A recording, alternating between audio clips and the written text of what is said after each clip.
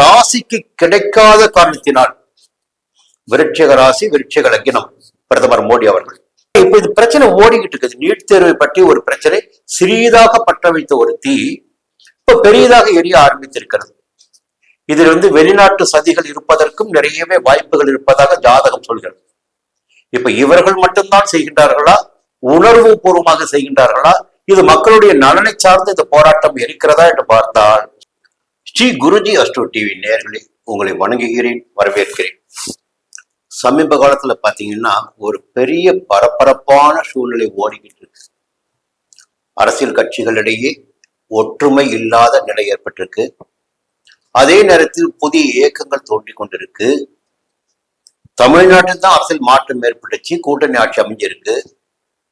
இந்த தேர்தல் வருவதற்கு முன்னதாகவே தமிழ்நாட்டில் ஒரு நடிகர் முதல்வராக வருவார், தமிழகத்தில் கூட்டணி ஆட்சி நடைபெறும் என்பதை பஞ்சாங்கம் தெளிவுபடுத்தியிருக்கு. இன்னொரு பக்கம் பாத்தீங்கன்னா இந்த நாட்டினுடைய பிரதமருடைய ஜாதகம் மிகச் சரியாக இருந்துவிட்டால் நாடு சுபிட்சமாக இருக்கும். அவருக்கு சோதனைகளும் சங்கடங்களும் ஜாதகத்தில் வருகின்ற போது இந்த நாட்டிலும் அது எதிரொலிக்கும் என்பது பொதுவான விதி. இப்ப பாத்தீங்கன்னா நம்முடைய நரேந்திர மோடி அவருடைய ஜாதகம் லக்னம் பாத்தீங்கன்னா விருட்சிகம், ராசியும் விருட்சிகம். இப்போ தமிழகத்தில் இருக்கின்ற நம்முடைய சேனலை பார்த்து கொண்டிருக்கின்ற விருட்சிக ராசி நேயர்கள், விருட்சிக லக்ன நேயர்கள், உங்களுக்கெல்லாம் எத்தகைய சங்கடங்கள் இருக்கும் என்பதே உங்களுக்கு தெரியும். உங்களுடைய குடும்பத்தை நீங்கள் எப்படி பாதுகாக்கிறீர்கள், குடும்பத்திற்குள் என்ன நடந்து கொண்டிருக்கிறது, என்னவெல்லாம் பிரச்சனை ஓடிக்கொண்டு இருக்கிறது என்பதை நீங்க பார்க்க முடியும். இப்ப பாத்தீங்கன்னா வாக்கிய பஞ்சாங்கத்தின் படி விருட்சிக ராசிக்கு மார்ச் மாதம் சனி பெயர்ச்சி நடைபெற்றது. மார்ச் மாதம் நடைபெற்ற சனி பெயர்ச்சியில் 4ஆம் இடத்தில் சஞ்சரித்து வந்த சனி பகவான் 5ஆம் இடமான பூர்வ புண்ணியஸ்தானத்தில் சஞ்சரிக்க ஆரம்பித்திருக்கிறார். இது ஒரு பக்கம்.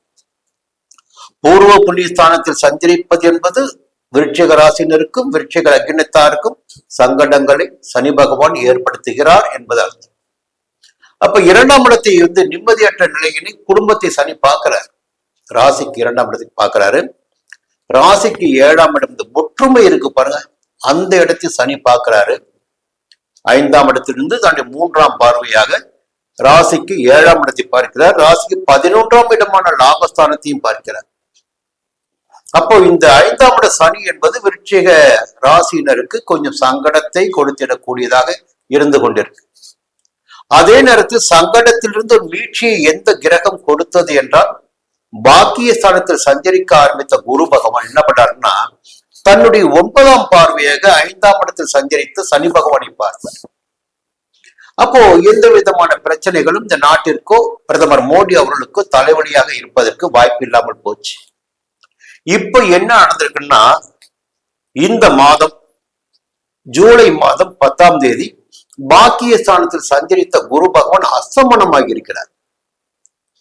குரு பகவான் அஸ்தமனம் அடைந்த நிலையில் அவருடைய பார்வைகளுக்கு கிடைக்க வேண்டிய பலன்கள், பார்வைகளால் கிடைக்க வேண்டிய பலன்களும் சஞ்சாரத்தினால் கிடைக்க வேண்டிய பலன்களும் விருட்சிக ராசிக்காரரான மோடி அவர்களுக்கு இப்பொழுது கிடைக்கவில்லை.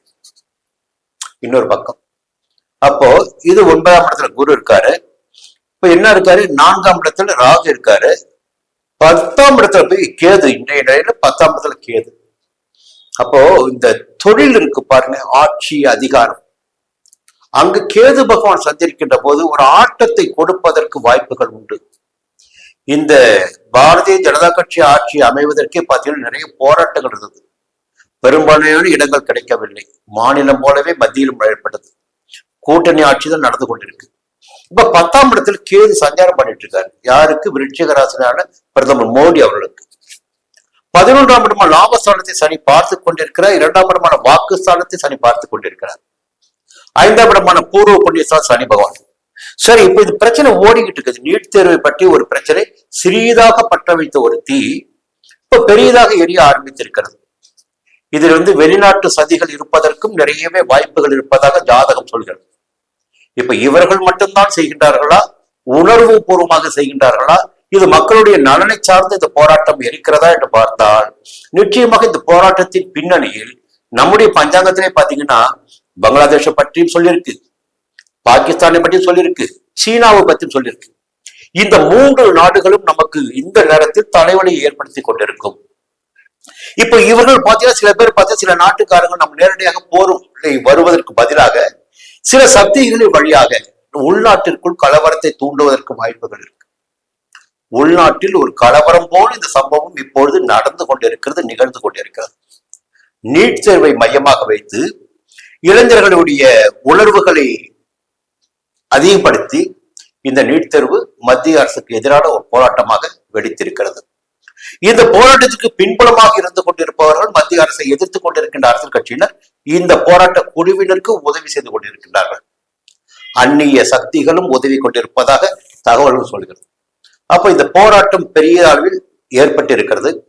இந்த நேரத்தில் இந்த போராட்டம் ஏன் ஏற்பட்டது ஜாதக ரீதியாக, இதுதான் நம்முடைய பார்வை.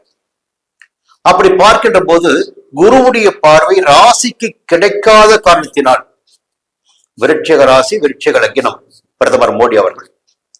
அப்ப சரி எப்ப கிடைக்கும் குரு பார்வைன்னு பாத்தீங்கன்னா, இந்த ஆகஸ்ட் மாதம் 9ஆம் தேதி குரு பார்வை ராசிக்கு வந்துவிடும்.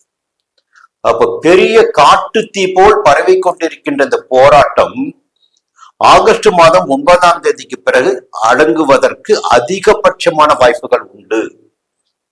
இந்த போராட்டம் நிச்சயமாக ஒரு முடிவிற்கு வரும்.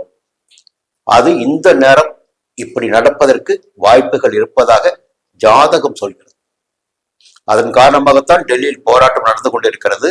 சில மாநிலங்களிலும் அது எதிரொலித்துக் கொண்டிருக்கிறது. எல்லாவற்றுக்கும் காரணமாக இந்த நேரத்தில் இதை சந்திக்க வேண்டும் என்பது நம்முடைய பிரதமர் மோடி அவருடைய ஜாதகத்தினுடைய விதி. அதை சந்தித்துக் கொண்டிருக்கிறார்.